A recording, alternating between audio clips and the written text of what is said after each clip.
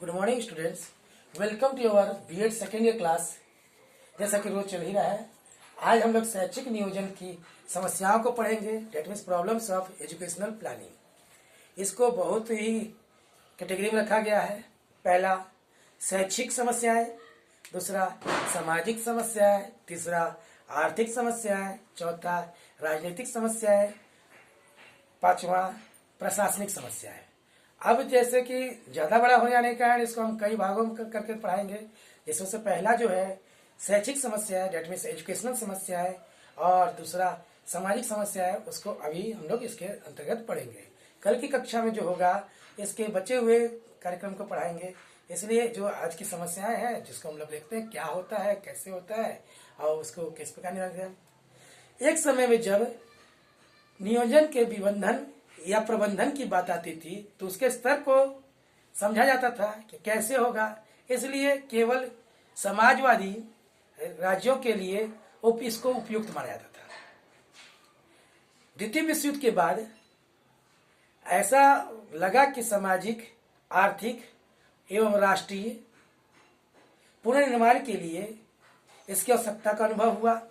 नियोजन को विषय के लगभग सभी राजनीतिक प्रशासनिक नेताओं की विशाल स्वीकृति मिली, जिसके बाद इस समर्थन के अनुसार इसे घनिष्ठ लोग इसकी तरफ घनिष्ठता से आकर्षित हुए और कई योजनाएं बनाए जो राष्ट्र के लिए जरूरी थे, शिक्षा के लिए जरूरी थे।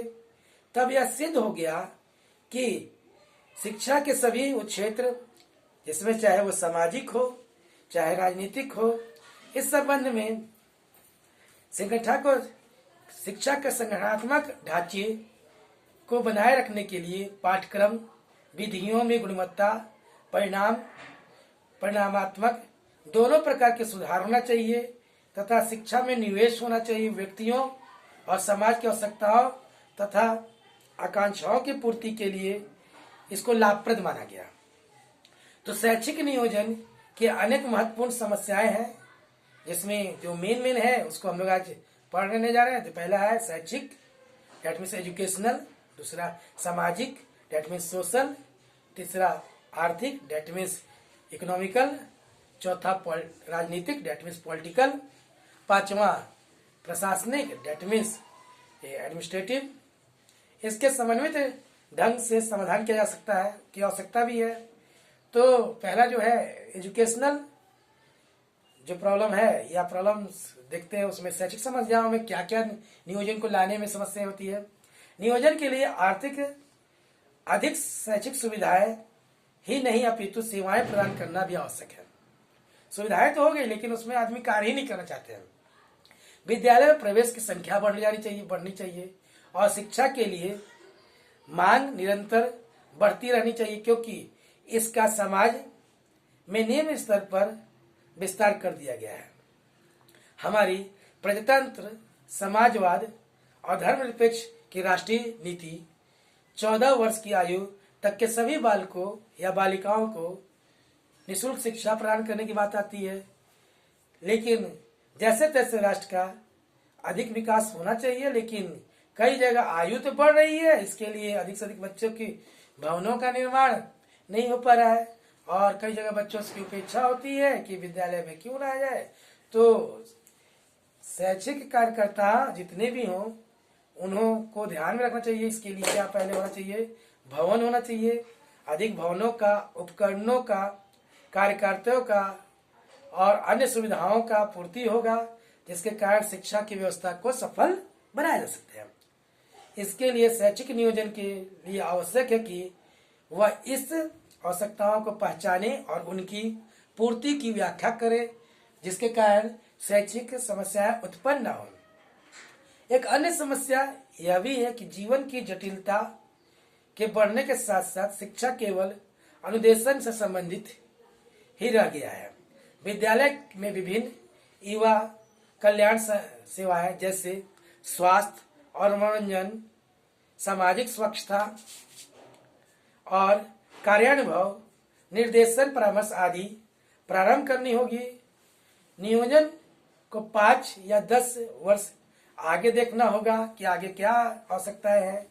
जिसके अनुसार योजना बनानी चाहिए, क्योंकि तत्काल में योजना जो बनती है वो क्षण भंगुर होती है और उसका लास्ट में दीर्घकालीन लाभ नहीं होता है। दूसरा, नियोजन में शैक्षिक उद्देश्यों को पूर्ण परिभाषित करना आवश्यक है। जो पहले की चीजें हैं उस समय चर्चा करते हैं। यह सर्वविदित है कि कुछ शैक्षिक उद्देश्य एक ही रूप से सर्वव्यापी है, कि वे विश्व के सभी राष्ट्रों द्वारा स्वीकृत है। ऐसे सार्वभौमिक उद्देश्य के उदाहरण संस्कृति की सुरक्षा और विकास, समाज में जीवन के लिए, व्यक्ति के लिए और उनके सामाजिक दक्षता का विकास करने में सफल नहीं होते हैं। तो ऐसा चाहिए कि हमको नागरिकता के साथ साथ व्यावसायिक दक्षता शामिल हो। जब इन उद्देश्यों की व्याख्या करते हैं तो हम पाते हैं कि राष्ट्र अपने शैक्षिक परंपराओं और ऐतिहासिक पृष्ठभूमि को तथा आवश्यकता को बनाए रखने की आवश्यकता है। अतः राष्ट्र सार्वभौमिक उद्देश्यों की व्याख्या के मामले में एक दूसरे के से भिन्न है। उनके प्रत्येक किसी एक अवस्था दूसरे पर बल देती है। प्रत्येक राष्ट्र व्यक्तिगत समस्याओं के साथ नहीं चलती है, उससे आशाएं और आकांक्षाएं होती हैं समाज और आर्थिक दक्षता को बनाए रखने के लिए। तीसरा जो है महत्वपूर्ण जिसे मानते हैं, शैक्षिक प्रश्नों के समाधान के लिए नियोजन की आवश्यकता।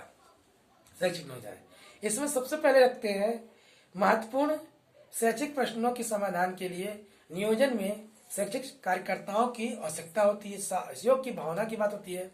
नियोजन कई कठिनाइयों का सामना करना पड़ता है नियोजन को, जिसमें अधिकाधिक उपयोग करने की रुचि ले। स्वाभाविक रूप से बढ़ चढ़ के लोग पाठ्यक्रम और शिक्षण विधियों के लिए बजट पर अनुकूल प्रभाव डाले।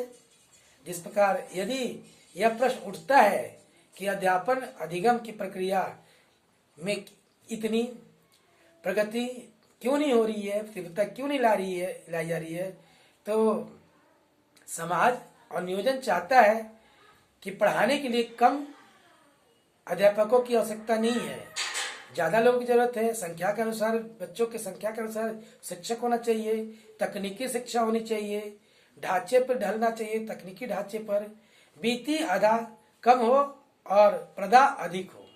यानी जो बीती बजट है उसको संतुल्य बनाए रखना चाहिए। यह प्रश्न शिक्षा शास्त्री, अध्यापकों, पर्यवेक्षकों, प्रशासकों के समक्ष एक चुनौती का कारण है कि शिक्षा के लिए ये बजट कहाँ से आए, क्योंकि ये वही लोग हैं जिनको समाधान के लिए सक्षम माना जाता है और वो समाज की एक कड़ी है जो इसको कर सकते हैं।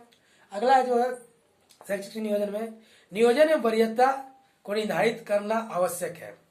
शैक्षिक उद्देश्यों को निर्धारित करने के पश्चात शैक्षिक नियोजक के प्रत्येक उद्देश्य को महत्व से क्रम प्रदान देना चाहिए, क्रमता वरीयता प्रदान होना चाहिए। यहाँ पर नियोजक को विशेषज्ञों के विभिन्न वर्गों की दावों का सामना करना पड़ता है। एक शिक्षा शास्त्री व्यक्ति को एक व्यक्ति के रूप में क्षमताओं का विकास करने के लिए अलग माना जाता है, जिससे कि समाज में सफलता प्राप्त हो सके। एक स्थिति ऐसी भी होती है कि सांस्कृतिक और आध्यात्मिक विरासत की प्रशंसा करनी पड़ती है, जो कि एक अर्थशास्त्री व्यक्ति को एक आदर्श उत्पादक इकाई और राष्ट्रीय भौतिक समृद्धि को विकसित करने के लिए उपयोगी माना जाता है। वैज्ञानिक उपलब्धि को ध्यान में रखते हुए अधिक से अधिक ज्ञान प्राप्ति करने की क्षमता का विकास करना पड़ेगा कि वह वैज्ञानिक खोज कर सके।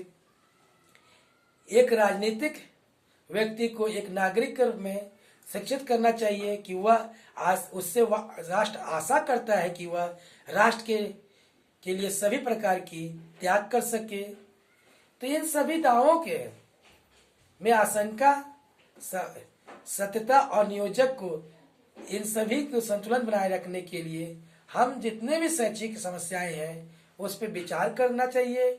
वरिष्ठताओं या योग्यताओं की वाले लोगों को जरूरी है कि इसके ऊपर कार्य करे और शैक्षिक समस्याओं को दूर करे।